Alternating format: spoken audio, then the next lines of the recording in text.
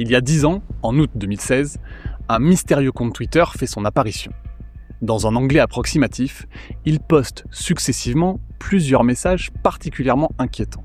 La personne, ou le groupe, qui se cache derrière le pseudonyme Shadow Brokers, prétend avoir mis la main sur les cyberarmes les plus avancées de la NSA.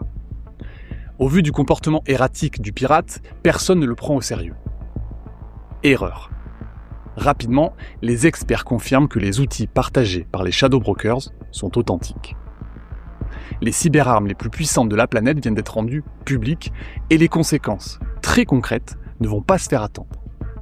Mais avant cela, pendant que les Shadow Brokers s'amusent à brouiller les pistes, ils vont interpeller plusieurs fois sur Twitter un hacker français. Hacker qui se retrouve aujourd'hui d'ailleurs dans le fameux dossier Epstein.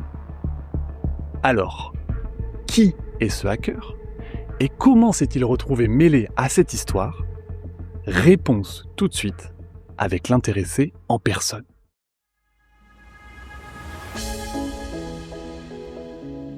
La vie de tech, c'est simple.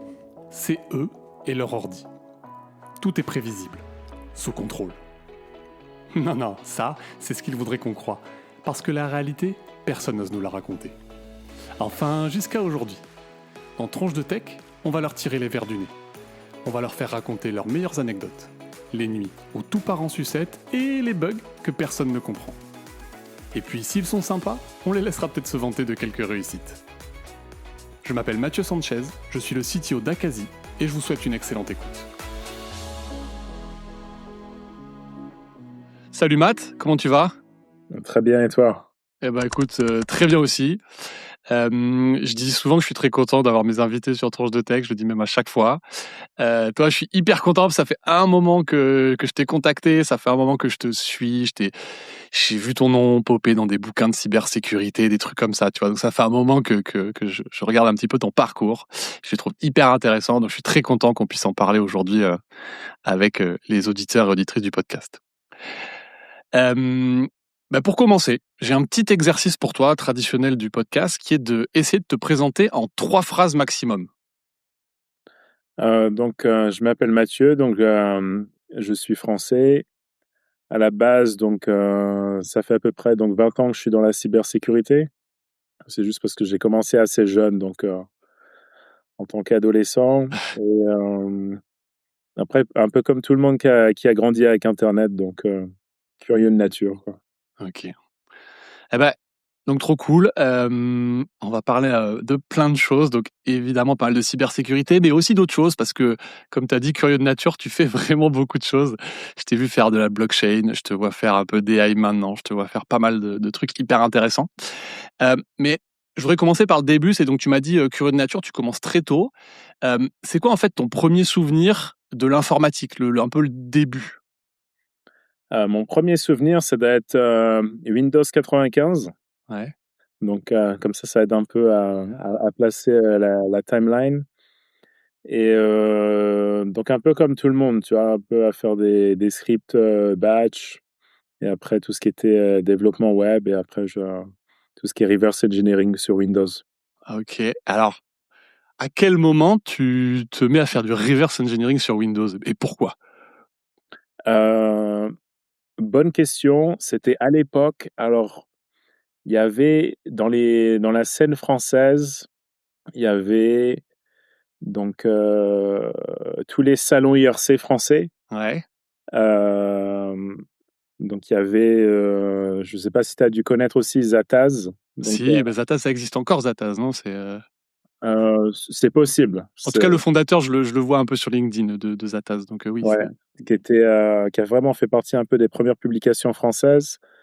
Et après, c'était, comment ça s'appelait, The Academy Magazine, Ouais, qui je est vois aussi, les, ouais. les Ouais. salons français.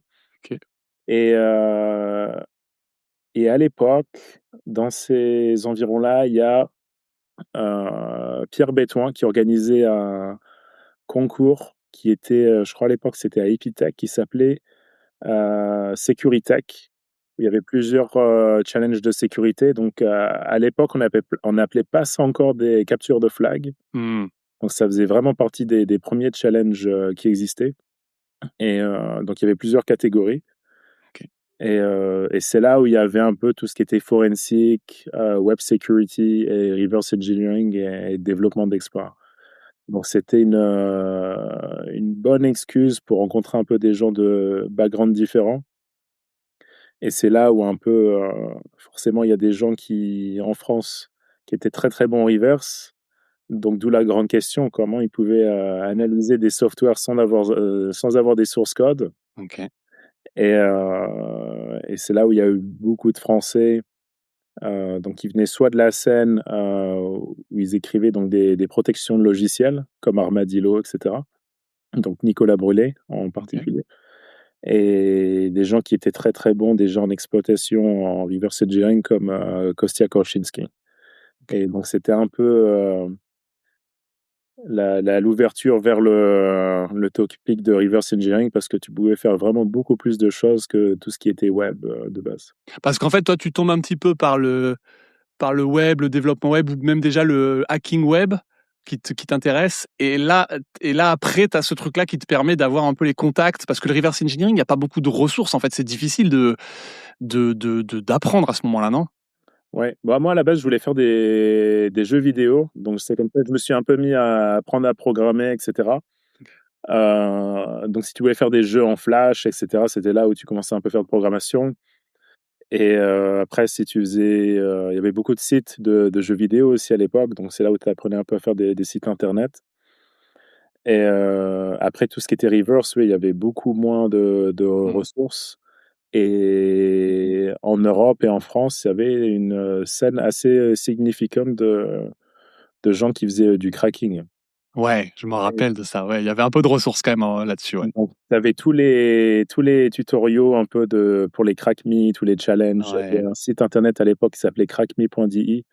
Mmh. Heu, donc c'était un peu la ressource principale de reverse engineering. C'était vraiment autour des Ouais. cracking, quoi. Où le but, c'était, tu avais un petit programme et il y avait par exemple un mot de passe et il fallait passer le mot de passe ou ce genre de truc. Il fallait trouver un moyen. En gros, moi, je me rappelle le truc de base, c'est tu l'ouvrais avec le désassembleur et tu allais trouver le jump et tu faisais un jump not equal au lieu d'un jump equal. En fait, tu Voilà, inversais la condition et tu disais, ah super, j'ai hacké le truc. C'était le niveau 1, ça. le fameux test WinRAR. Ouais, c'était ça, je me rappelle plus, mais ouais, c'était ce genre de truc, ouais. Ouais. Ouais.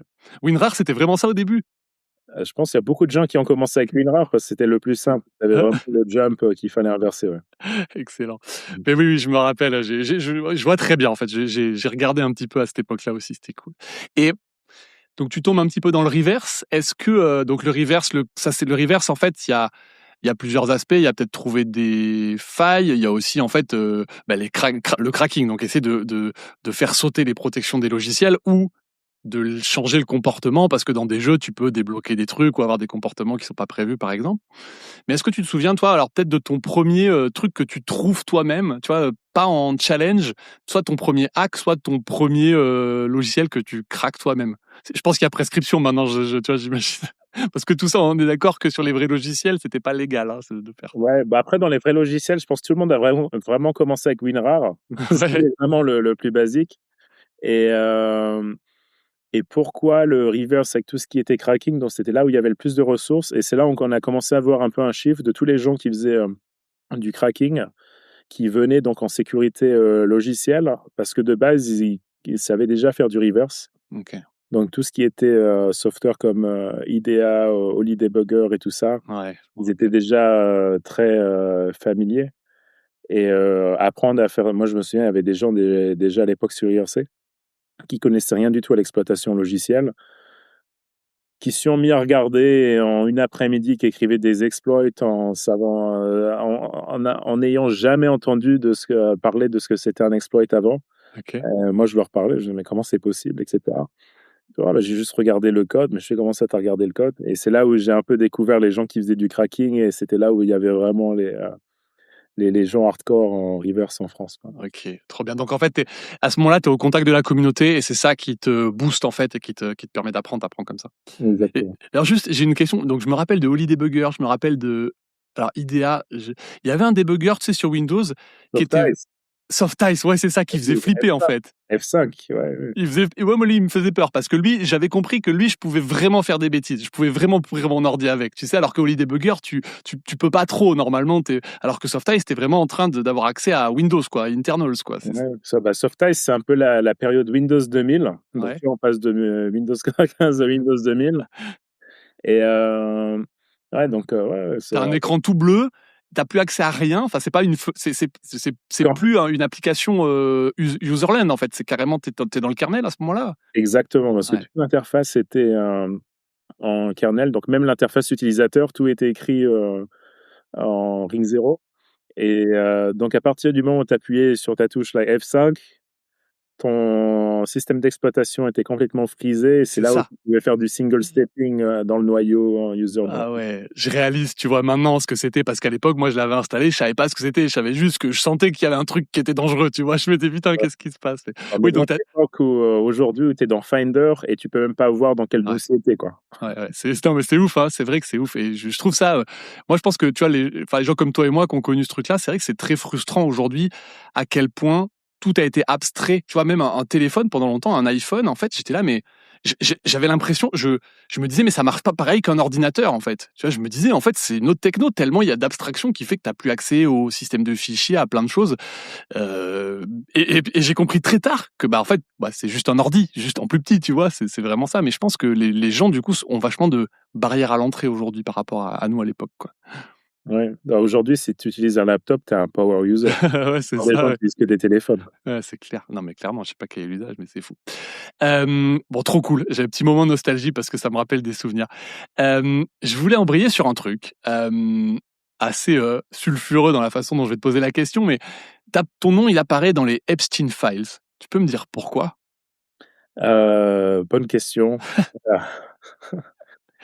Mon username apparaît dans les emails de Jeffrey Epstein à cause d'un article qui a été partagé car j'avais fait une analyse, donc ça devait être quoi? À peu près en 2017, d'une attaque qui s'est passée donc sur un Swift Service Bureau. Et ça faisait partie donc de fichiers à l'époque qui avaient été leakés d'un autre groupe qui s'appelait les Shadow Brokers et qui contenait beaucoup donc de leaks de la NSA. Et Hmm. dans les leaks, il y avait donc un PowerPoint et des exploits qui expliquaient donc et des outils qui Ouais. expliquaient comment la NSA avait donc pénétré un des Swift Service Bureau, donc qui font partie du réseau Swift, qui est Ouais. utilisé Attends, pour avant que j'ai vraiment envie qu'on parle de ce détail-là. Je veux juste récap un petit peu la timeline là pour que les gens qui connaissent pas en fait, ce qui s'est passé, tu vois, avec Shadow Broker. En fait, je crois en 2013, les révélations de Snowden, c'est ça, qui, exactement. qui montrent un peu l'ampleur de ce que font les États-Unis en termes de cyberespionnage dans le monde entier. D'ailleurs, il y a des scandales avec des alliés qui sont espionnés, etc. Et pendant 3 ans, je vais dire il se passe rien, mais il se passe pas rien. Mais du coup, le fait que donc on comprend tout ça, la cybersécurité en termes cybersécurité offensive doit pas mal se développer pendant ces années-là, parce que tout d'un coup, on s'aperçoit qu'en fait les États-Unis font tellement de trucs, pourquoi les autres se priveraient? Donc tout le monde développe beaucoup, les États-Unis peut-être accélèrent même. Et 2016, je crois 3 ans plus tard, les shadow brokers, ils apparaissent. Je sais pas si c'est sur Twitter, un truc comme ça, mais on sait Mmh. pas qui c'est les shadow brokers aujourd'hui, toujours pas. Enfin officiellement, on n'a pas de preuves quoi. Ils apparaissent et ils disent on a récupéré les outils de donc la NSA, c'est même le TAO, c'est ça, Tailored Access Operation, Access ouais. Operation, ouais, qui est l'unité qui s'appelle aussi, c'est eux aussi Equation Group, c'est le même groupe. Ouais. Ouais. Equation Group, c'est le nom donc des vendors de sécurité pour. Ouais, d'accord, ok. Et TAO, c'est le nom officiel en fait interne aux USA, qui avait déjà été révélé par Snowden. Snowden révèle que ce truc existe. Mhm. Et là, les Shadow Brokers, ils arrivent en disant on a récupéré tous les outils offensifs de ce groupe-là et on va vous les donner. Et il y a un espèce de. Ce moment-là, il est très, comment dire, il est très théâtral en fait. C'est-à-dire qu'ils communiquent très bizarrement, on sait pas qui c'est, ils disent qu'ils veulent de l'argent, ils veulent 10 000 bitcoins pour release les trucs, et puis à un moment ils se mettent à release les exploits petit à petit en fait, ils donnent petit à petit des fichiers, mais le fait est qu'on s'aperçoit au bout d'un moment qu'ils ont vraiment les exploits les plus avancés du moment probablement en cybersécurité offensive. C'est ça, en Ouais. résumé. Donc un très très bon résumé. Donc mise en scène très théâtrale.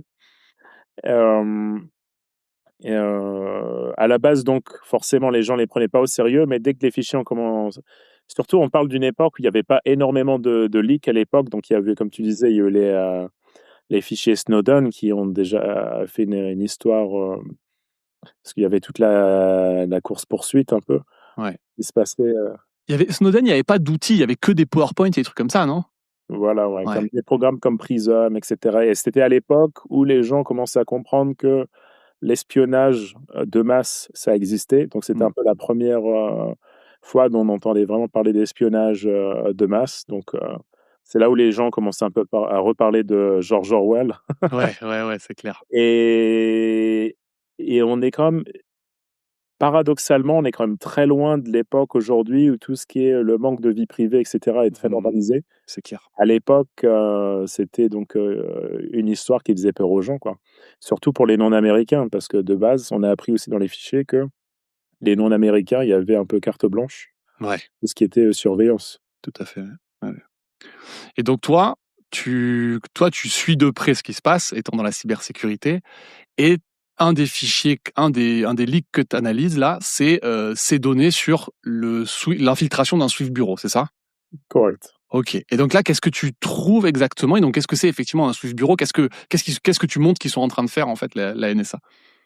Euh, donc, comme tu dis, qu'est-ce qu'un Swift Service Bureau? Parce qu'à l'époque, le réseau Swift, on connaît tous un peu Swift quand on fait des transferts bancaires, Ouais. quand on nous demande un IBAN, etc. Mais ça fait partie un peu des infrastructures obscures dont on sait que c'est partout, mais on ne sait pas vraiment comment ça fonctionne. Les Swift Service Bureau, c'est des agents donc, qui sont tierces et qui s'occupent donc de connecter donc, des banques centrales dans certaines régions géographiques, mais qui sont des parties tierces, mais qui sont privées, qui ne sont pas forcément le gouvernement ou des banques directement. D'accord. Ils ont une espèce d'habilitation en fait, un truc comme ça. Voilà, Mm. c'est un peu le cloud de la finance, quoi. C'est les data centers de la finance managés par des agents tierces. Ok. Et forcément, comme tous les agents tierces, comme on a pu voir avec tous les échanges crypto, à un moment, les agents tierces se font pirater. Ouais. Donc, eux, ils étaient donc dans le viseur de la NSA. Mais à l'époque, très peu de gens savaient même que ça existait, un Swift Service Bureau. Mm. Mm. Donc, c'était un peu la nouveauté. Et comme ces Swift Service Bureau, forcément, ils ont des clients donc, dans plusieurs pays, ça revenait un peu à infiltrer la colonne vertébrale d'un réseau financier qui opère dans une région particulière. Et donc là, on voyait un peu les outils, on voyait un peu à quoi ça ressemblait de l'intérieur, donc un réseau Swift, des transferts Swift. C'est là où les gens commençaient un peu à comprendre qu'il y avait les différents messages Swift, Ok. que ça utilisait des bases de données Oracle, etc. Donc il y avait tous Ah les ouais. outils autour de ça. Et l'exfiltration de données, donc comment se passait l'exfiltration de données pour les transferts bancaires. Donc là, c'est ça qui est intéressant, c'est que non seulement tu as ce que fait la NSA, tu as les outils qu'ils utilisent en termes d'exploit concrètement, et on a une visibilité sur une infrastructure privée quasi secrète en fait. C'est comme si tu avais le code source d'un truc que tu aurais dû reverse engineer et qui était très difficile même de reverse engineer parce que t'as pas accès en fait à entre guillemets au logiciel quoi. Voilà, donc c'était des systèmes très opaques, donc quasiment personne avait connaissance et encore moins accès. Ouais. Donc déjà, juste en termes de barrière d'entrée, on commence déjà sur un truc qui est assez exotique, quoi. Donc c'était bien. Donc avec ces fichiers-là, ça a permis à beaucoup de gens donc de découvrir comment ça fonctionnait. Donc j'étais la première personne qui a fait un peu l'analyse donc de ce hack et à décrire les outils. Et Ouais, donc ouais. c'est cet article-là qui avait été donc repris par Ouais. la plupart des agences de news, etc. Et donc, un des articles qui avait été partagé avec Jeffrey Epstein. Ouais, c'est ça. Et du coup, ce qu'on s'aperçoit, c'est que la NSA, en fait, elle infiltre ça pour espionner ce qui se passe comme transaction bancaire. En fait, ce qu'ils veulent, eux, c'est récupérer la database pour voir qu'est-ce qu'il y a comme transfert financier entre différentes entités. On ne sait pas trop pourquoi. On ne connaît pas le but exact. En fait, on se dit que ça fait partie de la collecte de data au global, et après, on ne sait pas ce qu'ils trouvent dedans, quoi. Exactement. Ok, ok, hyper intéressant. Et qu'est-ce que je voulais dire? Du coup, là-dessus, tu publies là-dessus.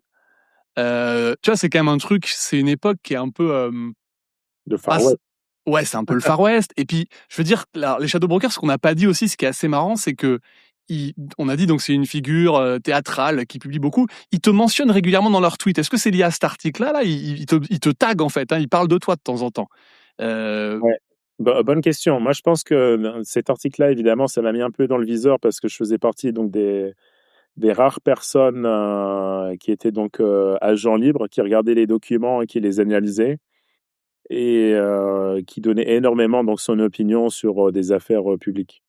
Donc, on avait surtout l'habitude de voir un peu donc des entités donner des opinions, faire des analyses, comme par exemple quand Stuxnet est arrivé et que Symantec a publié un rapport, les gens savent, OK, Symantec a écrit ça, et cetera. Donc c'était un peu la naissance de tout ce qui était un peu influenceur cybersécurité, où les gens, parce qu'à l'époque, il y avait pas encore vraiment de chaîne YouTube et tout ça. ouais. Donc tout ce qui les gens qui donnaient donc des avis, tout ce qui était en tech avec des analyses, c'était souvent des blog posts et des messages Twitter.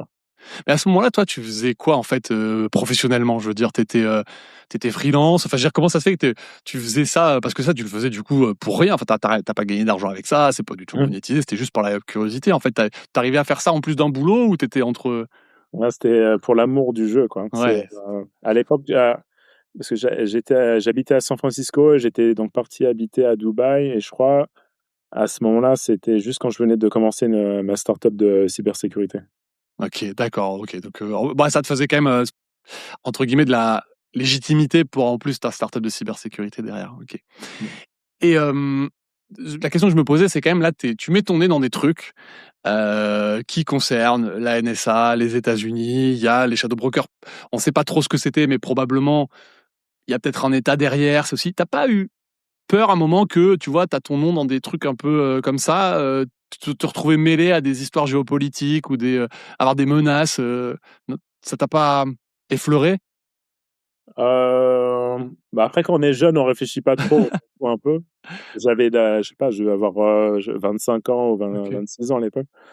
Hem, les seuls problèmes que j'ai eus qui peuvent être ou ne pas être, liés à ça, je pense à une fois, je devais donner un keynote à une conférence en Russie, Mhm. à Saint-Pétersbourg. J'avais donc mon visa et cetera. On m'a renvoyé, à l'arrivée. Donc j'ai eu un refus d'entrée de territoire, Sans explication. voilà, en me disant que mon visa était pas valide, mais de base, j'aurais dit: «C'est vous qui m'avez donné mon visa». Donc je sais pas si c'est lié ou pas.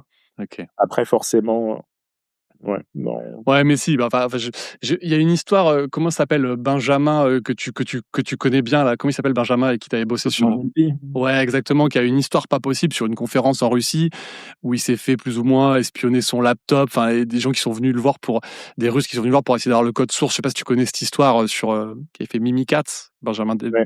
C'est ça? Et donc, il y a, voilà, quand tu es un hacker qui parle de ces sujets-là, tu dois être dans le viseur, effectivement, à minima en Russie, quoi, mais probablement dans pas mal de pays. Ouais, bah, surtout je pense dans les années, entre 2010 et 2020, même encore avant.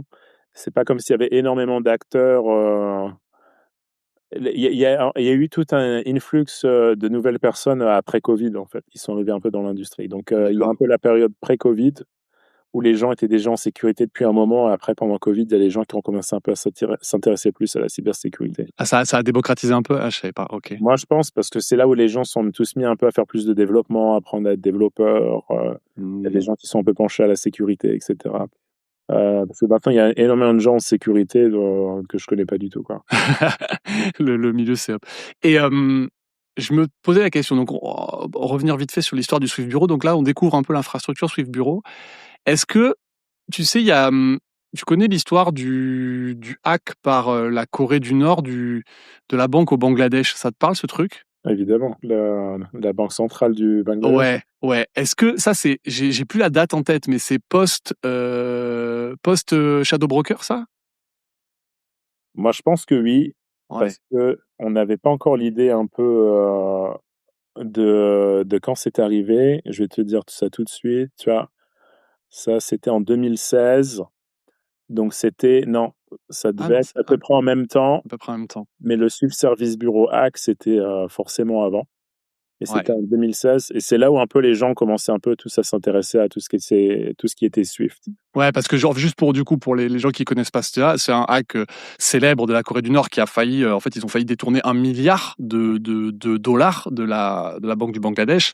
Et je posais cette question parce qu'effectivement ils viennent hacker c'est un Swift bureau en tout cas ils viennent hacker le système Swift de mémoire. C'était la banque centrale directement, parce que des fois, tu as les banques centrales qui ont leur propre réseau Swift, donc ils passent pas forcément par des réseaux tierces. D'accord. Mais du coup ils viennent hacker le logiciel Swift Voilà. pour essayer de passer des transferts. Ouais. Donc les messages qui sont modifiés, parce qu'un peu le hack, donc on avait vu qui avait été mentionné dans le Swift Service Bureau, c'était un peu un hack juste pour de l'exfiltration de données. Ouais. Là, avec la Banque centrale du Bangladesh, c'était un hack. C'était pas juste de l'exfiltration, c'était modifier des messages, modifier les types de messages. Et comme tu dis, ils avaient essayé de voler 1 milliard, je crois, ils ont volé 100 ou 200 millions. Un truc Et comme ça. c'est pas passé parce qu'ils avaient fait une faute d'orthographe pour un Ouais. des bénéficiaires. Ouais, il y a un truc comme ça. Il y a aussi un truc, je crois, qui a déclenché une alarme. C'est que, je sais plus, il y a un nom de rue qui était dans un mot blacklisté, tu vois, genre, je sais plus, Jupiter ou un truc comme ça. Et bref, il y avait une espèce de code aussi. Je crois qu'il y a aussi une histoire comme ça. Mais en gros, c'est vraiment de justesse que c'est pas passé. Ça a Mhm. failli être beaucoup plus important. Ok. Et maintenant, je voulais embrayer donc Shadow Broker. La suite, c'est que je crois que c'est en 2017 ou c'est en 2016 qu'il y a donc WannaCry, qui est pareil un ransomware piloté par la Corée du Nord qui fait d'énormes dégâts et qui vient notamment paralyser plein d'hôpitaux, je crois en Angleterre. Il fait pas mal de dégâts en Angleterre, mais un peu partout dans le monde, qui contamine les ordinateurs à une vitesse folle. Et on réalise que ce truc-là, un des exploits qui a permis ça, c'est un exploit qui avait été release par les Shadow Brokers. Et c'était Eternal Blue, qui est un des trucs les plus virulents. Exactement. Ouais. Donc toi, à ce moment-là, WannaCry, quand ça se déclenche, tu fais quoi? C'est vrai, ils avaient réutilisé Tunnel Blue, je crois, ils avaient même réutilisé Double Pulsar comme backdoor. Donc c'est Ok. là où tout le monde découvre un peu que Pyongyang, c'est la capitale du crime, que les Nord-Coréens ont l'association de malfaiteurs pro- les plus efficaces au monde, en sachant que les 10 années d'avant, les gens sont toujours un peu regardé de loin les compétences de la Corée du Nord en se Hmm. disant: «Ah, mais ils n'ont pas du tout les compétences techniques, etc.» Donc ils ont toujours été un peu sous-estimés. Et ce qui est rigolo parce que maintenant, aujourd'hui, font sûrement partie des meilleurs et en termes Hmm. de gap, de compétences techniques, il doit sûrement être non existant. Et, donc oui, il y avait donc des exploits Windows, donc des remote code execution, donc qui permettaient donc de prendre le contrôle de machines à distance Windows, donc qui avait été publié. Et forcément, comme toutes les vulnérabilités, surtout à l'époque, Hmm. les gens ne patchaient jamais à jour. Donc, il y a toujours du délai avec tout ce qui était patch.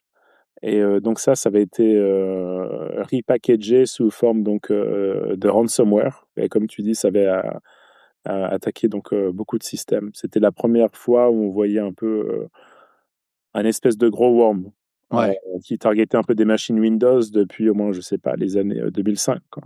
Ouais. Et donc il est frisé complètement. Tu avais l'écran demande de rançon qui, on y reviendra, mais qui marchait pas d'ailleurs. C'est-à-dire tu payais la rançon, ça marchait pas. On a une hypothèse comme quoi l'exploit avait été relâché trop tôt. C'est-à-dire qu'en fait c'était un prototype qui n'était pas terminé, je crois, parce qu'en fait il marchait pas. Tu pouvais pas avoir la rançon, donc tu pouvais pas vraiment. Enfin, tu pouvais payer, mais ça allait nulle part. Je crois c'est ça, où tu avais jamais la clé ou un truc comme ça.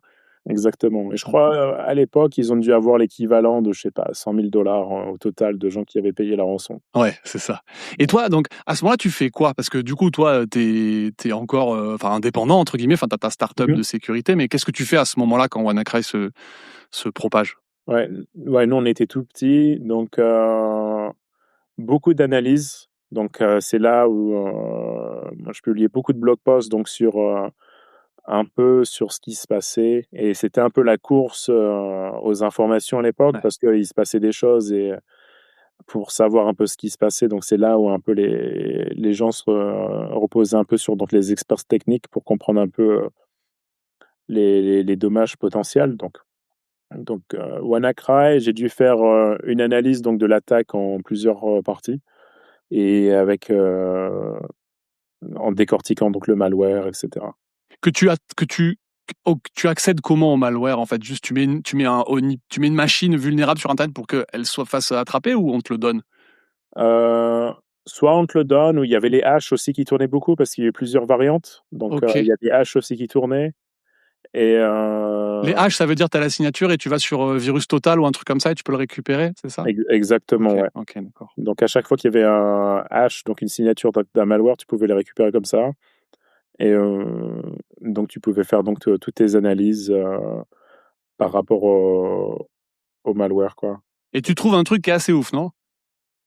Ouais, en fait, c'est ce qui s'était passé, donc il y avait donc, dans les analyses, il y a eu, 2 choses intéressantes, en fait, qui s'étaient vraiment passées. Donc la première, c'était, un ingénieur de Google s'appelait Neil Mehta, qui avait publié donc, 2 hashes sur Twitter, mais sans donner de contexte. Et donc j'étais la première personne à dire qu'en fait, ce qu'il voulait dire par son tweet, et j'imagine il pouvait rien dire à cause de son employeur, OK, hem, c'était ça, en fait, qui liait donc WannaCry à la Corée du Nord, parce qu'il y avait une signature donc de fonction donc qui était commune, OK, donc d'un point de vue comportemental.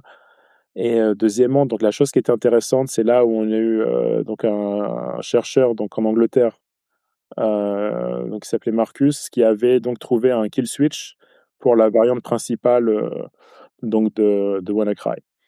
Et donc ce kill switch qui permettait, et c'est là où les gens pensaient un peu que c'était une version un peu démo, et ouais, cetera, c'est-à-dire ils l'étaient trop tôt, parce que ça avait aucun sens de l'avoir, qui vérifiait si un nom de domaine existait, avant d'infecter donc les machines.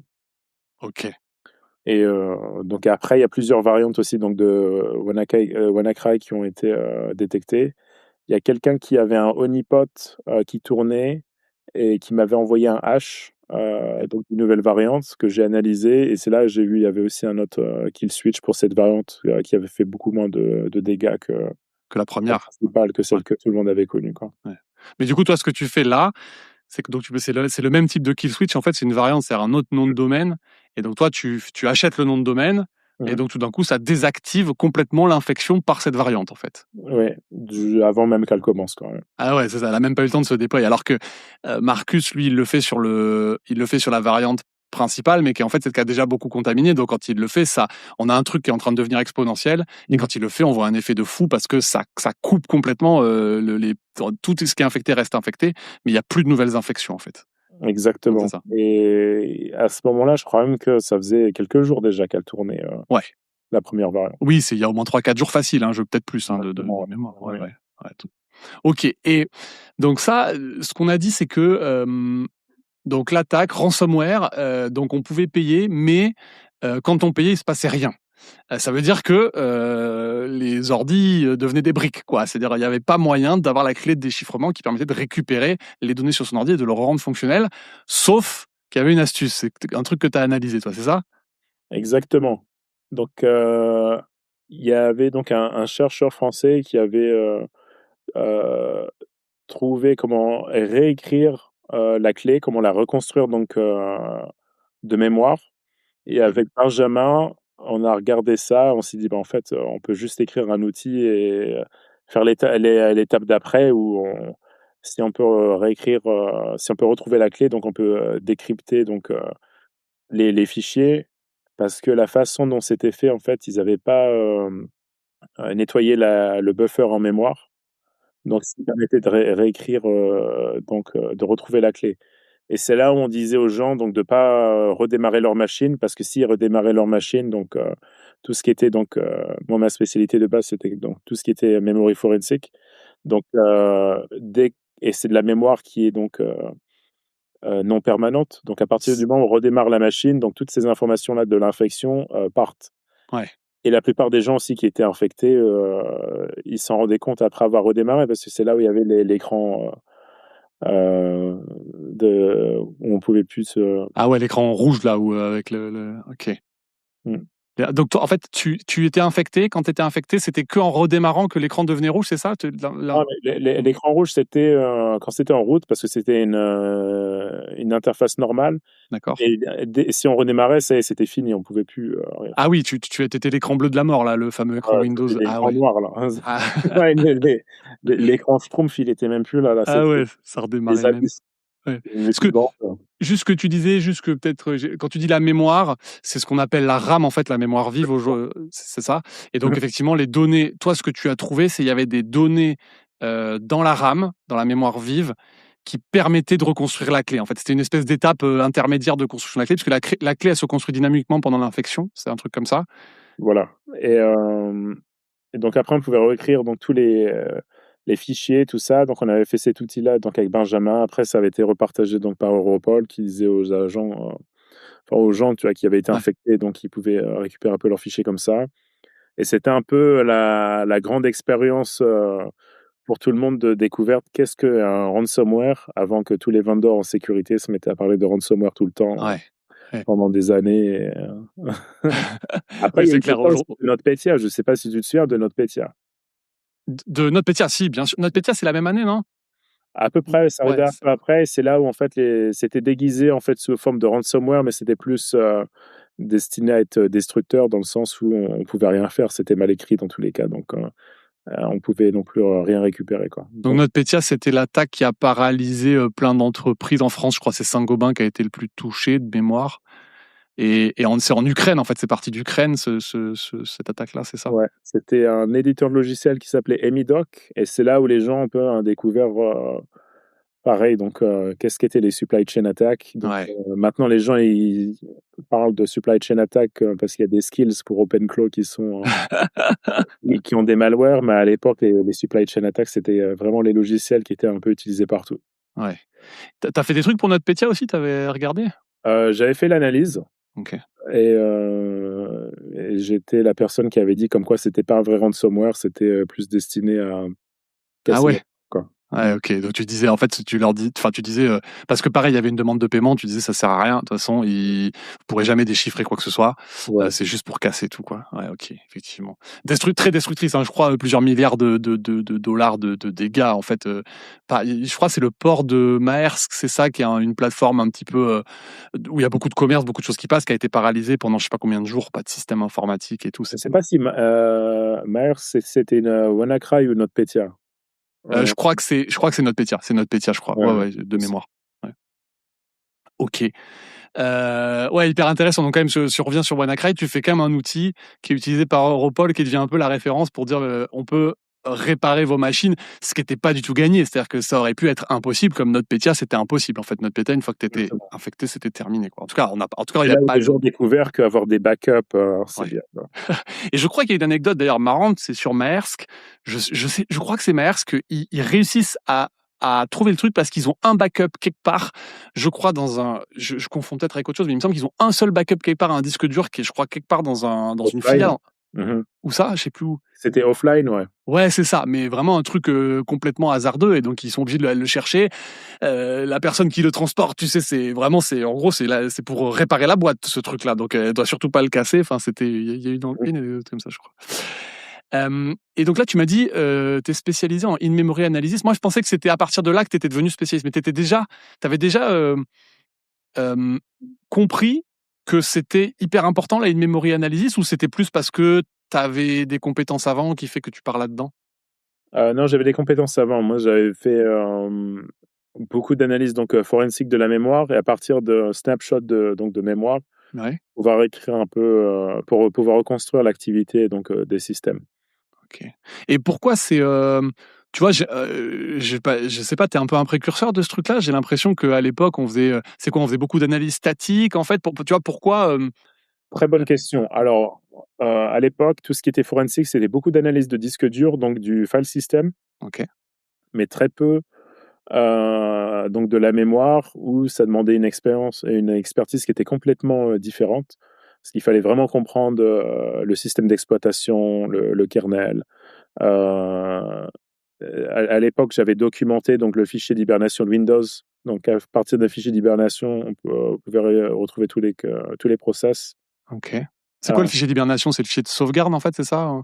C'est quand tu mets ta machine, donc en hibernation, ça crée une copie donc de la RAM sur le disque et c'est là où en fait ta machine est éteinte, mais quand tu la redémarres, c'est comme un peu quand tu fermes ton écran de laptop maintenant, tu vois? Ça écrit, une copie de la mémoire sur le disque et après quand tu le réouvres, ça relie donc ça. D'accord. Donc tu pars de l'analyse disque dur de ce fichier-là, qui est Ouais, une image de la mémoire et qui te permet de mieux comprendre le fonctionnement interne des différents exact. process, et cetera, sur Windows. Parce que on le dit pas, mais toi, du coup, tu es quand même très expert sur Windows à ce moment-là, mais Windows, le code source, il est pas dispo, donc tu fais que du reverse sur le fonctionnement de Windows, en fait. Exactement. OK. Ouais, à l'époque, j'ai dû réécrire, l'algorithme donc de compression et de décompression donc qui était utilisé par Windows, OK. qui s'appelle LZ, Express et donc c'était ça qui était utilisé à l'intérieur. Donc tu vois, il fallait retrouver aussi tout le file format, donc Ah oui! hibernation et cetera. Ah mais attends, mais comment tu fais ça? Ça veut dire que tu regardes là, tu regardes le code assembleur pas à pas et tu essaies de le réécrire, un truc comme ça? Ouais. Ouais et c'est là où en fait tout ce qui est reverse engineering,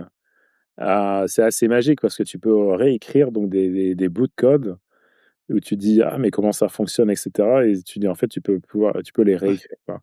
Maintenant, c'est devenu un peu plus mainstream la définition de reverse engineering, mais il y a une époque où ça demandait quand même, beaucoup de compétences, quoi.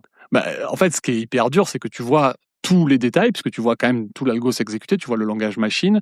Mais toi, plutôt que de copier l'algo, machine, tu vas comprendre les concepts et remettre un niveau d'abstraction supérieur pour écrire du code en C Voilà, ou, en n'importe quoi au-dessus, quoi. OK. c'est à l'époque où écrire du code, c'était pas encore, écrire des blocs de texte. Et et donc là, à un moment, est-ce que donc tu cette compétence d'analyse in memory, d'ailleurs, tu en as fait une boîte, elle faisait quoi ta boîte, juste là-dessus, par curiosité? Heu, Ma boîte faisait donc c'était une plateforme donc de réponse à incidents qui était spécialisée donc dans l'analyse mémoire pour retrouver donc tout ce qui était, malware, qui se OK, cachait seulement en mémoire et qui touchait pas du tout le disque. Parce qu'il y a eu beaucoup d'infections, OK. qui se passaient juste, en mémoire. Par exemple, Double Pulsar, donc qui était réalisé par les Shadow Brokers, ça existait qu'en mémoire kernel. Il y avait aucune trace sur le disque. Ah ouais! Donc quelqu'un qui a analysé le disque et cetera, donc pouvait pas voir si une machine était infectée. Tandis que si on regardait la mémoire, on pouvait voir donc, à certains endroits donc du driver donc, Samba, qui était modifié, donc ça, c'était donc des signes, d'infection. Parce qu'on D'accord. passait un peu d'une époque où tous les antivirus avaient juste des signatures, Mmh. où après, là, il y a eu toute, l'émergence de donc tout ce qui était EDR et cetera, où les signatures étaient un peu plus, compliquées. Après, l'étape, d'après, c'était vraiment analyser la mémoire, OK. Mais là, le kernel et cetera, quoi. ce que je comprends pas, c'est que tu vois aujourd'hui, comment, la mémoire elle est populate en fait, enfin de quand tu dans en fait, tu cliques sur un fichier, tu lances le truc et ça vient, créer de la mé enfin ça vient, remplir avec la mémoire et puis exécuter en mémoire Mmh. ce fichier-là. Comment un truc n'est que en mémoire en fait? Hem En fait, ça dépend, tu as 2 façons. Quand tu lances une application, ton application elle existe sur le disque.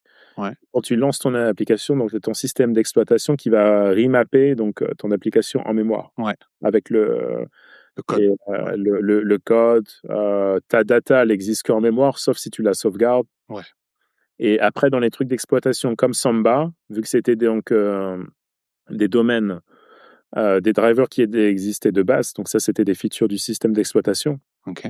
Si les gens faisaient d'exploitation à distance, ils n'avaient pas besoin de toucher le disque du tout. Donc ils modifiaient directement, tout ce qui était donc, les structures donc, des drivers, en mémoire, pendant OK. l'exploit. OK, donc en fait tu as, ouais et tu peux avoir en fait, de la corruption d'un programme. Enfin, tu vois, je réfléchis à aujourd'hui, parce que notamment ce dont tu parles là, avec des trucs qui existent qu'en mémoire, c'est très «courant» entre guillemets aujourd'hui pour, les mobiles, en fait. Non, c'est ça qui se passe, en fait, sur les mobiles, c'est toujours en mémoire, en fait, les infections Pegasus et compagnie, enfin les trucs d'espionnage. La plupart des exploits, en général sont non persistants, ce qui veut dire que donc si tu redémarres ta machine, l'infection part car elle existe qu'en mémoire. Et ça, c'est devenu un peu le standard aujourd'hui des grands du Exactement, marché. C'est parce que c'est beaucoup plus la raison, c'est que c'est beaucoup plus furtif, en fait, ça complique le forensic, c'est ça? C'est la seule raison? exactement. Ouais. Parce qu'en fait, ça les arrange pas. En fait, entre guillemets, ça arrange personne que, avant, ce qu'on aimait bien, c'est que tu avais un truc persistant. Tu avais contaminé quelqu'un, typiquement un botnet, quand tu contamines des ordinateurs à travers le monde pour les contrôler, là, tu veux que ça soit persistant, je Mmh. suppose, généralement. Donc, Exact. Et après, donc tout ce qui est exploit à distance, c'était souvent pour des raisons d'exfiltration. Donc une fois que l'exfiltration est faite, il y a aucune raison de laisser des traces derrière. Donc c'est là où il y a un peu, tout ce qui était anti-forensique et tout ça. Donc, s'il y a carrément aucune des trace, méthodes pour empêcher que tu bah, regardes. ça existait qu'en mémoire, ça devenait un peu une raison d'être plus difficile à être détecté. Donc, Ouais, faire un c'est peu de plus faute. facile que de faire le ménage à la main, en fait, presque. Voilà, Ouais, parce que tu oublies toujours, quand tu fais le ménage à la main, tu laisses toujours des traces dans les logs, des trucs, et puis même des fois, il y a des trous dans les logs qui sont louches, enfin, il y a plein de, c'est difficile, ok. exactement. La mémoire ne laisse pas de traces, ok. Hyper intéressant. Et donc, tu as cette compétence, tu À as moins de traces. moins de traces.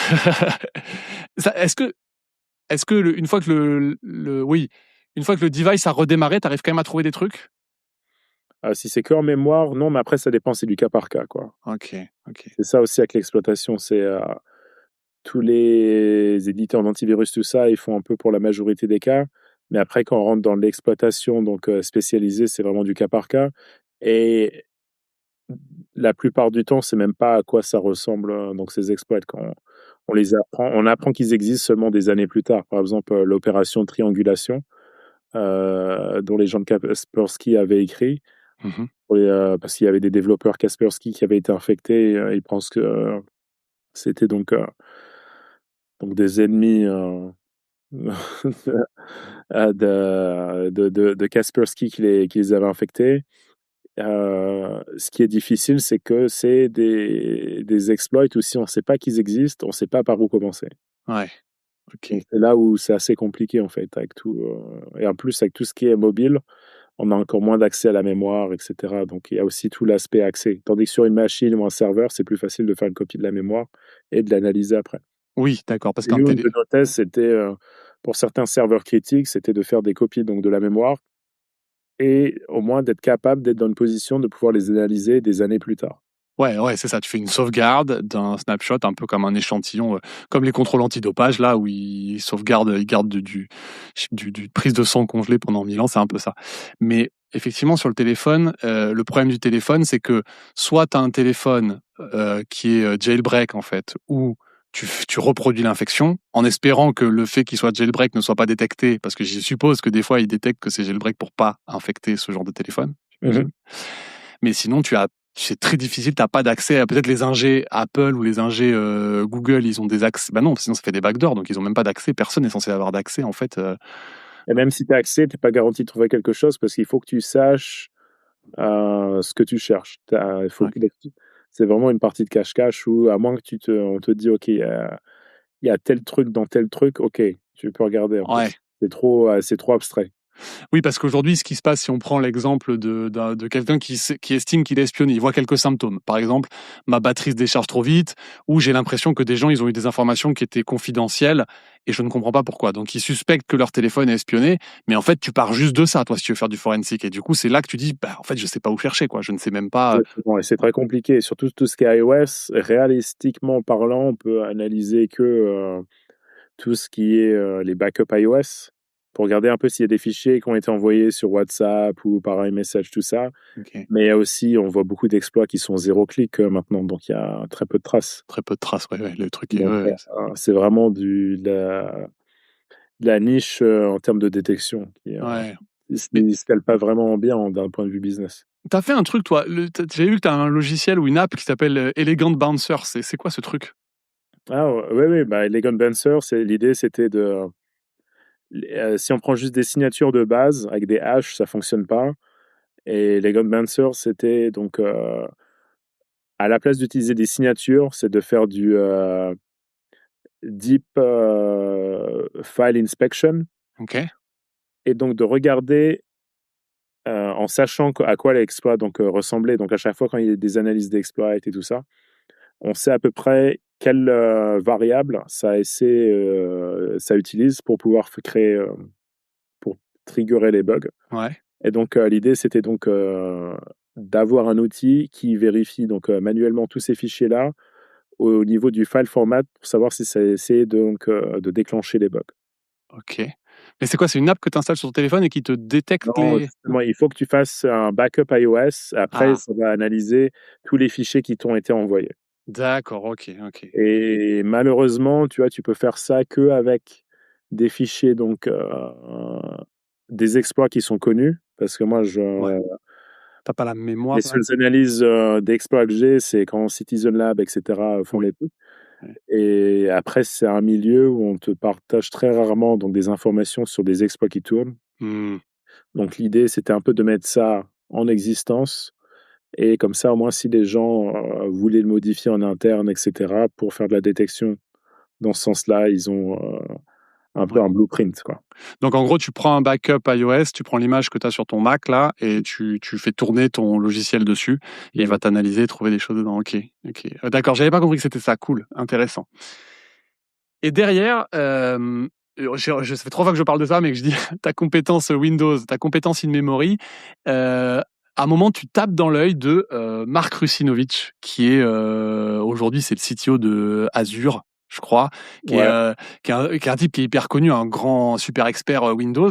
Mmh. Tu peux m'expliquer pourquoi, il t'invite, je crois, à faire une présentation, aux ingés Windows?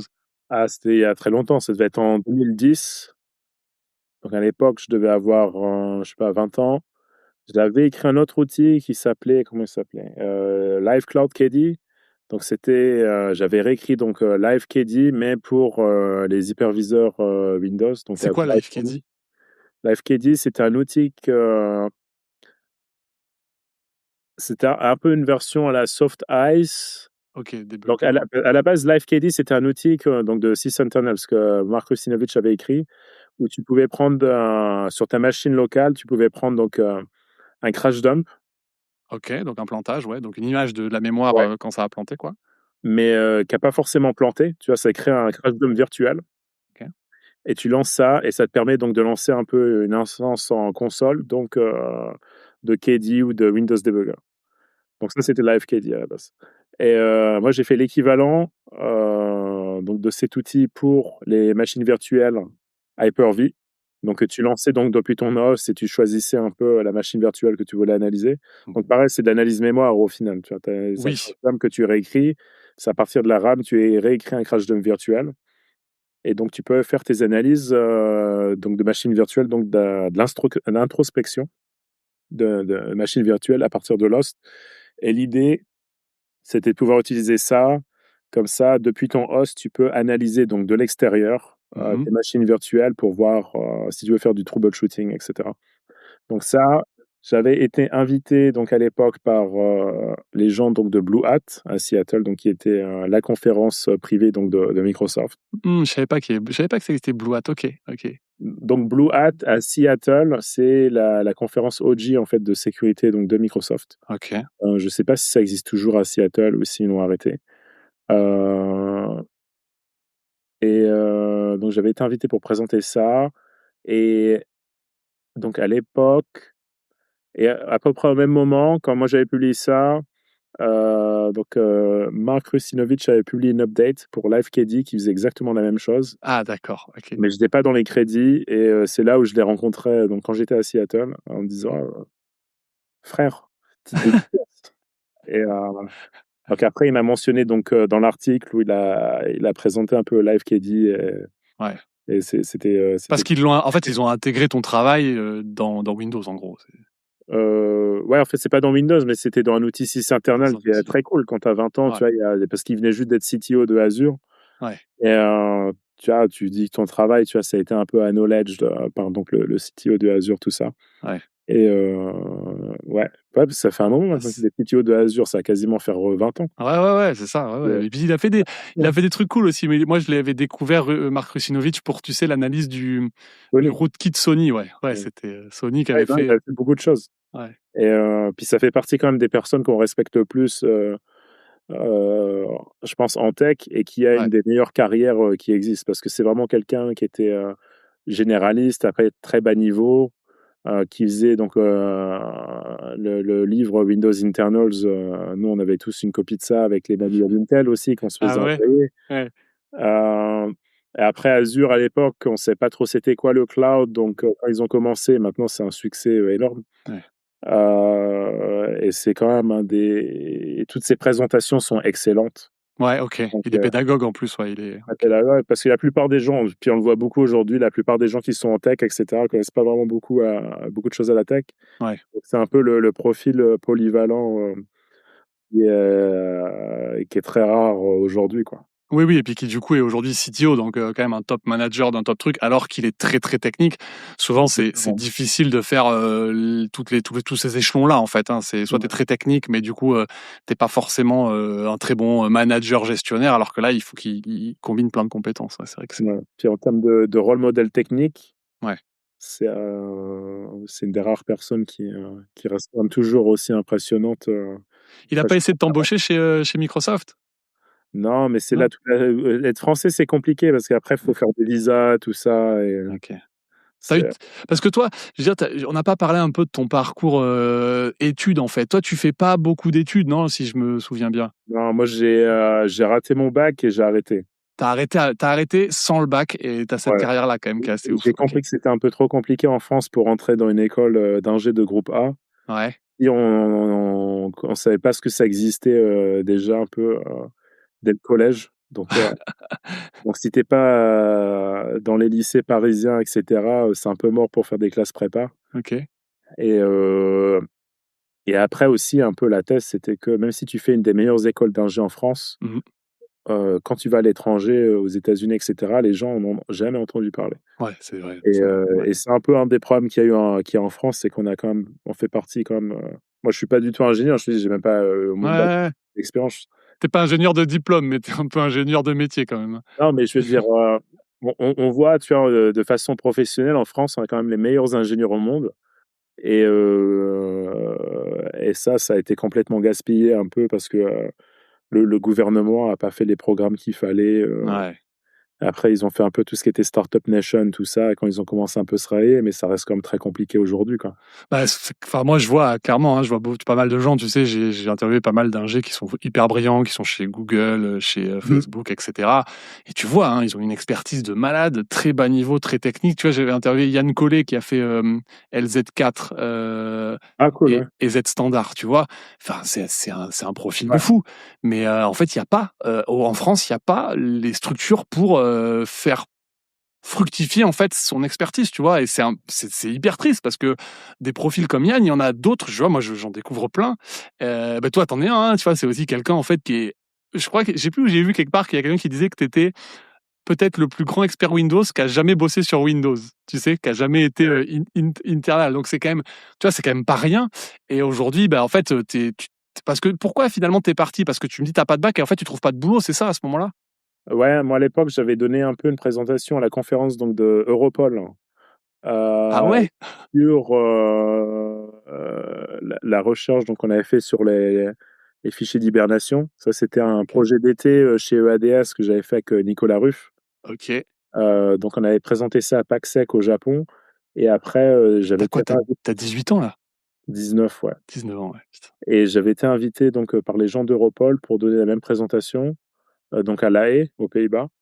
Et à la fin de ma présentation, je dis: «Bon, je cherche du travail». Ah Et ouais? c'est quelqu'un qui veut bien m'embaucher et c'est là où il y a donc le ministère de la Justice, donc des Pays-Bas qui, m'a fait une offre d'emploi et Trop j'y bien. suis allé, le mois d'après, quoi OK. et Et c'est le début de ta carrière pro, en fait, à partir de là, à 19 ans. ouais, voilà, je me suis dit: «Bon, bah, c'est bon, j'ai un travail, si c'est Ouais. un diplôme, c'est pour avoir un taf, c'est bon, quoi». Ouais, ouais, ouais, non, mais c'est clair. Mais c'est à ça que, enfin, je trouve ça vraiment, intéressant et Speedrunner le marché de l'emploi, quoi.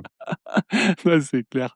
Ouais. Putain, c'est clair et Mais puis en après France, en parlant de profil, tu vois, très méconnu de gens, super smart, il y a aussi, Fabrice Bellard. ah, mais je sais Fabrice Bellard, bien sûr. J'espère que tu vas Bien l'interviewer un sûr, jour. Là écoute, on en a parlé justement hier parce que je demandais ah qu'est-ce que ouais? tu voudrais comme Ah mais non, épisode. Ils mais m'ont dit Fabrice Bellard. Fabrice Bellard, effectivement, je sais pas, légende mais française, de quoi? légende française, Fabrice Légende Bellard. française, mais très peu, médiatisé Ah effectivement, mais mais justement, c'est pour ça qu'il est génial. ah ouais, il C'est est génial. Ah bah, de toute façon, c'est tu regardes j'ai regardé sa page, bellard.org bah, il sur est tous les génial. trucs qu'il a fait, c'est hallucinant. C'est-à-dire qu'il a la production de, je vais pas dire d'un GAFAM, mais quasiment, tu vois? Lui tout seul, il fait des Exactement, c'est exactement hallucinant, hallucinant, et mais ouais. Les Mais bref, je vais essayer. La France a du talent. Ouais, ouais, clairement. Bah, clairement. C'est ce que tu vois, c'est pour ça que Tronche de Texte, c'est cool, c'est qu'en fait, il y a tellement de talent que j'ai une infinité de personnes à inviter, c'est assez cool, quoi. Ouais, Je voulais embrayer sur un truc, maintenant, le moment justement où tu es allé faire de la blockchain, parce que j'ai vu un truc marrant, j'ai vu un repository GitHub que tu as fait, où tu vas m'expliquer ce qu'il fait, qui s'appelle Porosity. Et dedans, il y a écrit bon, je laisse tomber ce truc. En fait, je dis, je schématise, hein. En ouais. fait, Ethereum, c'est pourri. De toute façon, ça va pas continuer. Donc, je vais pas passer 1000 ans là-dessus. Je sunset Ouais. ce repository. Tu peux me raconter ce que ça fait et puis ton analyse d'Ethereum, justement. Ouais, bah, comme quoi les analyses, techniques ont rien à voir avec la réalité, des marchés, hein. Ouais, c'est C'est clair. ce qui est aussi valable pour beaucoup de startups et de boîtes publiques, hein, dans le passé. Mais, ouais, pourquoi? En fait, moi, à la base, j'avais regardé Ethereum parce qu'il y avait tout ce concept de smart contract qui était assez nouveau et c'était donc, du code qui était immutable et qu'on pouvait utiliser. Donc je trouvais ça comme concept super intéressant et je me demandais comment ça fonctionnait et c'est là où j'ai vu, en fait, qu'il y avait une mini, machine virtuelle, donc ce qui est la EVM. Ouais. Et à partir du moment où j'ai vu ça un peu, tu vois, le cerveau un peu de cracker en disant: «Ah, c'est un peu comme du P-code et tout ça». Pourquoi pas réécrire donc un des assembleurs de base et après, ben, ce qui pourrait être C'est quoi sympa, du P-code? c'est du pseudocode. C'est Ah, beaucoup ok. utilisé en cracking où tu as des fausses instructions Ok. et qui font des enfin, c'est une machine virtuelle, tu as des instructions, après tu dois les émuler. Oui, c'est ça. Tu as des instructions et des instructions enfin, t'as des instructions un peu plus abstraites que les vraies instructions qu'il va y avoir en assembleur, c'est ça? Ouais, ok. Ça te fait des raccourcis, en fait, Voilà et en fait, c'est ça, quand tu désassembles un smart contract, tu as, des instructions EVM Ok. et donc c'était les premiers à faire ça, ce qui était super intéressant comme concept, tout ça. Personne n'avait fait l'analyse, donc moi j'avais analysé ça, un peu la EVM internals, Ok. donc j'avais publié sur ça et forcément à partir du moment où tu as du code et tu peux voir c'est quoi les basic blocks et tout ça, tu peux commencer à réécrire un décompilateur Ok. et dès que tu as un décompilateur, tu peux commencer à utiliser ça pour faire de l'analyse de code et trouver un peu des bugs, tout ça. Donc j'étais la première personne qui a écrit un décompilateur pour, les smart contracts, Ethereum. Un Donc décompilateur, c'est du reverse engineering automatique, en fait, c'est ça? voilà, ça te fait passer donc du code machine Mhm. au langage. Dans ce cas-là, c'était donc Solidity qui ressemble un peu à JavaScript. Ah, tu remontes jusqu'à Solidity, en fait, du coup. Ok. Exactement, ouais. Ok. C'était un décompilateur maintenant, tu vois, dans IDEA, il y en a où ça part, donc tout ce qui est code assembleur et ça te donne, du code en C, quoi. Ah ouais, quasiment. Ok. En plus, Mmh. avec les AI, maintenant, je pense que ça va encore Là, améliorer ce c'est truc-là. Ouais. incroyable. Tu as même plus besoin de décompiler, tu passes des trucs dedans, Ouais, ouais, c'est clair. et même d'ailleurs pour les gens qui font du développement donc GPU pour des drivers CUDA avec, Ouais. tout ce qui est, instructions CUDA et cetera, il connaît toutes les instructions. Au pire, si tu fais un truc genre avec Blackwell, tout ça, tu peux avoir tes documentations, localement avec, tes instructions Ok. et ça va donc, te refaire, tu as une analyse, de l'optimisation pour toi. Ouais, ouais, Heu, ouais. Tu peux imaginer pour, les gens, tu vois, qui sont chez xAI ou, Anthropic, tout ça, ça va être pas mal, tu vois? Si tu veux faire du JAX ou même si tu fais du zen, du hardware et cetera pour faire Ouais. tous tes logic gates, tout ça. Ça, c'est assez intéressant. Donc, D'où l'idée un ouais. peu d'être généraliste, c'est bien parce qu'en fait, il y a plein d'applications où tu pars d'un produit, fini et tu regardes un peu comment tu peux remonter tout ça. Mais ouais, donc moi, à l'époque, j'ai regardé un peu tout ce qui était, la machine, virtuelle d'Ethereum. J'avais pas trouvé ça top. Je me dis: «Bon, c'est un proof of concept sympa et tout, ça va pas rester». Bon, au final, c'est resté, quoi. C'est qu'à Et pourquoi l'époque, il tu y avait pas beaucoup de, smart contracts, mais je me disais: «C'est une version un peu, d'un truc BIOS, tu vois, 16 bits, un Ah peu». ouais, c'est ça que tu trouves, c'est qu'en fait, c'est une version, Bah, trop, c'était pas off limité. star? Ouais, Ouais, ouais. voilà et je pense qu'il était pas forcément faux parce que maintenant, tu vois, même, en termes de smart contract, après, tu as eu Solana. Eux, au lieu de refaire leur propre machine virtuelle, ils ont repris tout ce qui était eBPF, qui est utilisé dans le noyau Linux, tu vois, OK, ouais. du code interprété. Et après, tu as des trucs même comme Nier. Eux, ce qu'ils ont fait, ils ont carrément pris, tu vois, du WebAssembly, tu vois? Donc tu as D'accord. des smart contracts que tu écris en Rust, tu les recompiles en WebAssembly et là, tu dis: «Ah OK» et tout. Les gens, ils ont fait des trucs assez, génériques. Bon, après, en termes de use case pour tout ce qui est blockchain, et cetera, au final, il y a pas énormément de choses à part, les stablecoins, quoi. Donc Ouais. les smart contracts, tout ça, ça sert pas vraiment à grand chose. Mais Mais du coup, c'est, tu dis que Ethereum, ouais. ils ont une version un peu limitée, mais qui suffit en fait aux usages. En gros, c'est ça. Ouais, après, tu vois, c'est tout l'idée d'avoir, si tu veux avoir du code on-chain qui est immutable, après, c'est là où les gens, ils ont commencé à un peu faire des proxys Ouais. pour pouvoir patcher des vulnérabilités. Parce que Oui, si tu oui, as une oui. vulnérabilité dans ton smart contract, tu peux pas le patcher. Ah ouais, c'est hyper. J'avais fait un Mais, épisode ouais, là-dessus, effectivement. C'est un truc à comprendre quand tu développes des smart contracts, c'est qu'une fois que tu le déploies, il est présent à vie. Et donc, effectivement, d'ailleurs, comme tu dis, il y a des techniques en fait où tu rediriges, tu as un truc principal que tu rediriges vers l'un ou l'autre des smart contracts pour que, en gros, ça fait une espèce d'intermédiaire, je crois, c'est une technique comme ça. oui, ouais, ouais. Ouais, et ça avait été utilisé il y a eu un hack récemment où ça a été détourné, récemment, c'était il y a 1 an, je crois, mais je sais plus, tu sais, je sais plus combien ils ont réussi à piquer de millions, c'était, quelle crypto, je me rappelle plus.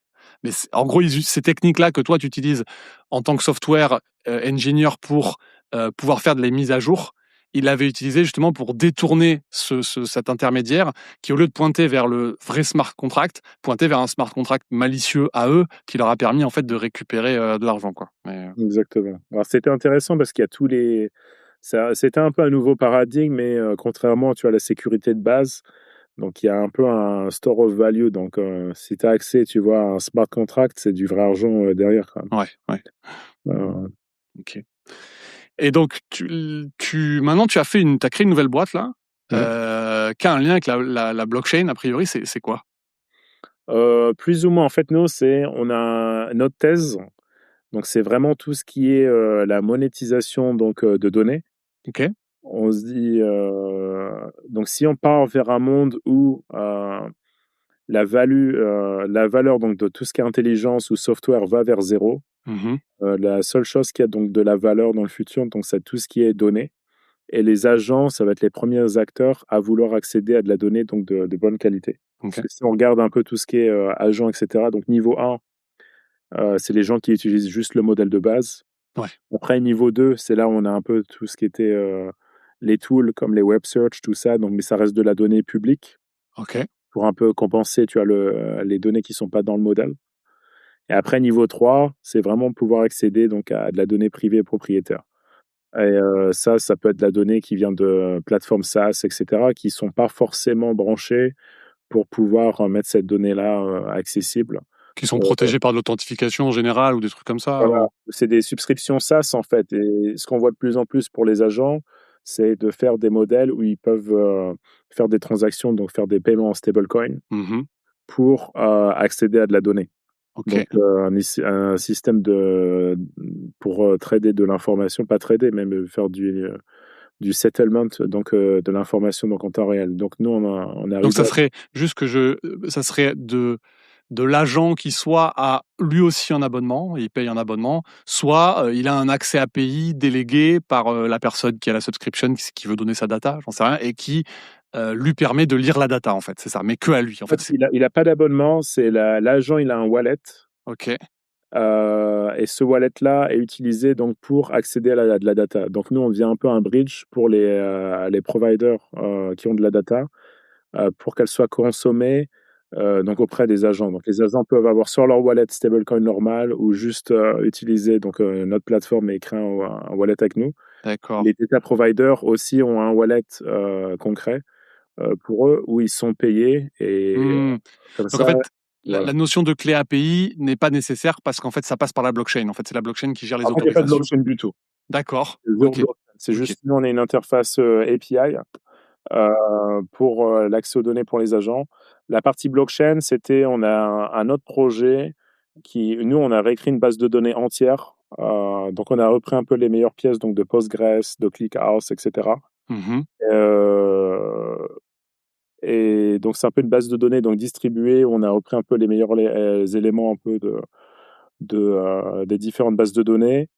Mais pour le stockage, on a une feature d'immutabilité où on utilise en fait Celestia comme storage, donc ça devient un peu un Pas Célestia, OK. c'est, bon, enfin, on l'utilise un peu comme solution de storage, mais au final, ça fait qu'on a une base de données qu'on peut tourner, qui est juste append only, quoi, où tu rajoutes juste des records. D'accord, OK, comme Et un wall, voilà, OK. comme un espèce de ledger, mais avec une interface genre, SQL, tu vois? D'accord, Si tu es OK. un développeur et que tu vas avoir une base de données donc qui est immutable, où tu vas avoir l'historique de toutes les transactions, donc tu peux utiliser notre base de données. Donc ça, c'est un des projets qu'on a. Et qui a pas de lien avec ce que tu me racontais pour le rendre la data, accessible mais payante, c'est ça? Ça a pas de lien? En fait, pour la data, soit tu la stores avec notre base de données, mais si tu OK, utilises pas notre base de données, on est agnostique, en fait. Donc tu peux connecter soit ton Supabase, ton Postgres et cetera, ou même OK, tes API directement. Donc OK. en fait, on est vraiment full stack en termes de parce que notre test, c'est vraiment tout ce qui est monétisation de data. Donc soit tu utilises notre base de données, ou soit tu as ta base de données ou tes API. Peu importe, nous on aide, donc on est plus tu as une solution pour que les gens qui ont de la data ou qui veulent avoir de la data pour que, Ils puissent la connecter. donner accessible, mais sans, que ce soit gratuit, en fait, en gros, c'est ça. Tu crées Voilà, ouais, l'interface qui permet d'avoir du paiement sécurisé par-dessus, quoi. exactement. Parce que Sans l'idée, c'est que les agents, vont représenter la majorité du trafic sur internet. Ouais, oui, oui. Et sinon, c'est là que tu te retrouves un peu avec des sites avec des protections d'anti-scrapping, tout ça, pour que les bots, ont pas accès à la data. Et là, tu prends, la protection de données comme un problème de sécurité, parce que tu veux pas que les bots te volent de la donnée, Ouais. alors qu'en fait, c'est un problème de revenu, tu vois? Ça peut être du revenu unlock pour toi si tu as un Oui. mécanisme où tu peux te faire payer pour leur donner accès à ta data.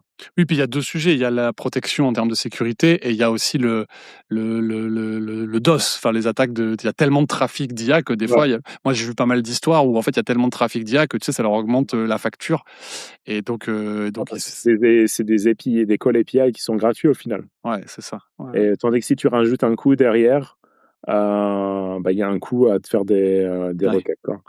Tu pourrais est-ce que, alors, c'est pas leur modèle, hein, mais est-ce que Wikipédia pourrait utiliser une solution comme la tienne? Parce que Wikipédia, on sait que la donnée est hyper utilisée, elle Ouais. est open, donc elle est utilisée, mais on pourrait, tu vois, il y a des Oui. discussions, je crois, hein, pour rémunérer, donc ils pourraient utiliser ça? Pour les accès, ouais, si les agents veulent faire accès et tout ça. Ouais, d'accord, OK. Parce que maintenant, à mon avis, ils doivent faire un truc du genre où, c'est des web search et ils y ont accès gratuitement, quoi. Donc il y a pas un Ouais, peu de paywall, pour agents, quoi. ouais, c'est clair. OK, Donc tu deviens un peu une solution, tu vois, de paywall pour les agents, quoi. OK. Il y a un peu de traction? Il y a des gens qui commencent à utiliser ta techno là? On vient juste de commencer il y a 2 mois, là. OK. Donc Ah, il y a 2 mois? OK, on est en train de finir le produit, là, la plateforme. OK. Et donc là, on a pas mal d'intérêt, on a des design partners, tout ça, avec qui on vient d'onboarder. Et l'idée, c'est, soit les data providers ou les gens un peu qui build, donc des agents. Parce que là, on a vu un peu avec OpenClaw tout ce qui était agent, mais pour les end users, mais en entreprise, on ne voit pas encore d'agents. Ouais, ouais, C'est un peu la thèse de cette année, c'est que d'ici la fin de l'année, on va avoir des agents qui vont arriver en entreprise. ouais. Et c'est là où un peu tous les problèmes de sécurité sont assez différents, de tout ce qui est consumer, quoi. Par exemple, nous, pour les data providers, pour les API et tout ça qu'on donne accès, où on crée l'interface donc pour les agents, Ouais. les skills, qu'on crée par rapport à ça, c'est nous qui les générons, C'est quoi de les façon skills? courante. C'est les skills, c'est quoi? C'est les capacités que tu donnes à ton agent, en fait, les autorisations? Voilà, ouais.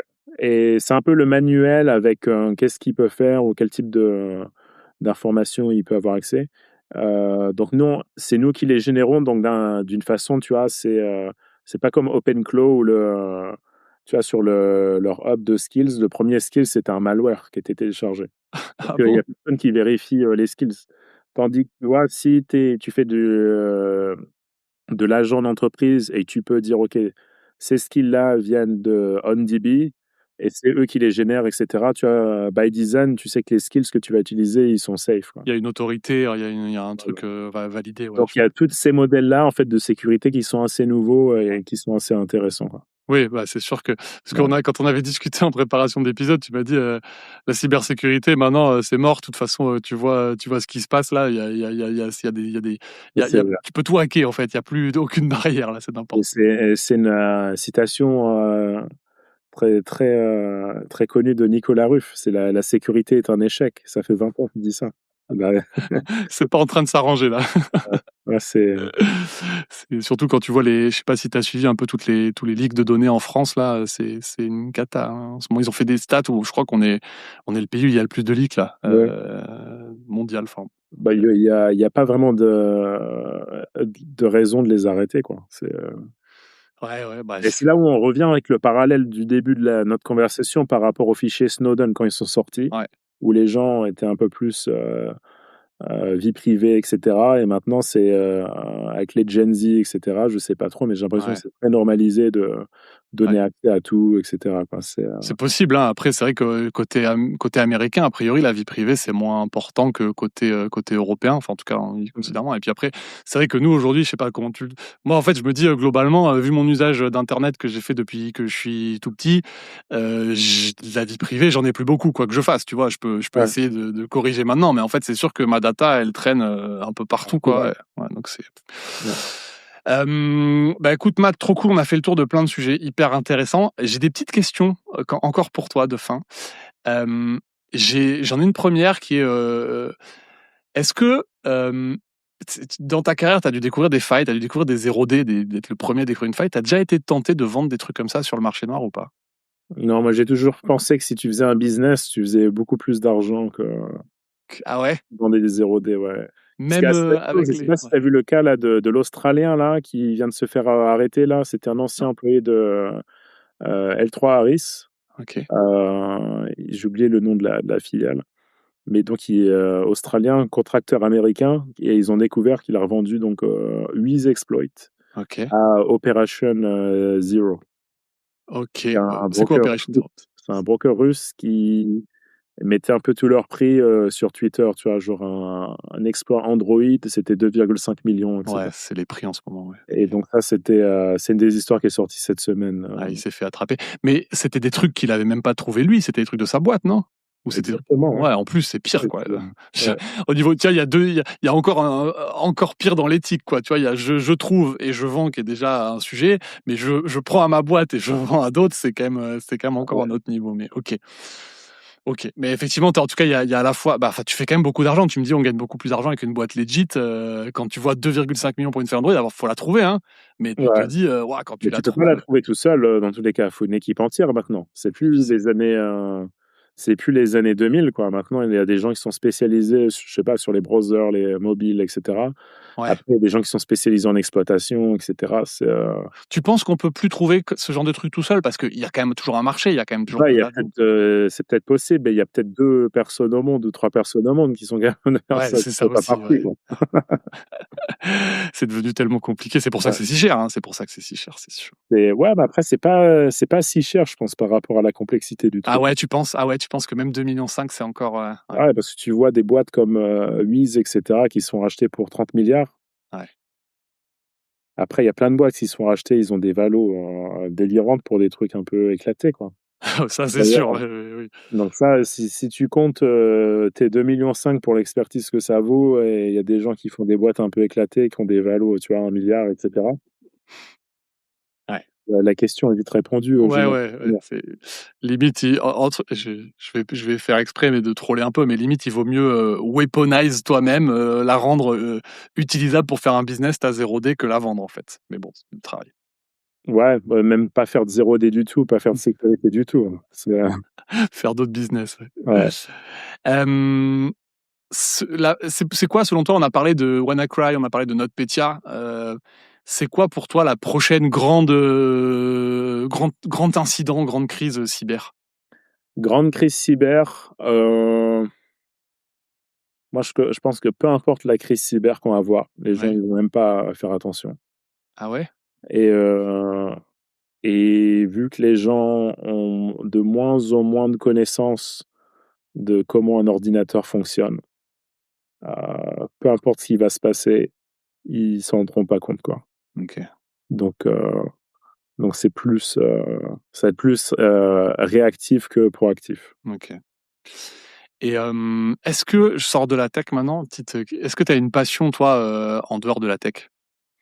Bah, avec des amis, on a ouvert une école de jiu-jitsu il y a 1 an et demi à Dubaï, Trop bien. OK, où tout se passe bien. OK. C'était déjà un sport que tu pratiquais? Oui, oui, Ouais, ouais. OK. Après je suis nul, hein, mais c'est rigolo d'avoir un truc qui a rien à voir, quoi. Ouais, c'est C'est un clair. bon endroit, social. D'ailleurs, il y a pas mal de gens en cybersécurité ou même en tech qui font du jiu-jitsu, Ah ouais? ouais, Bah, en cybersécurité, c'est l'offensif, quoi, faut se défendre un peu, exactement. Écoute, eh bah, trop bien Matt, c'était hyper intéressant. Est-ce que, je peux te laisser un petit mot de la fin si tu veux dire quelque chose aux personnes qui t'écouteront?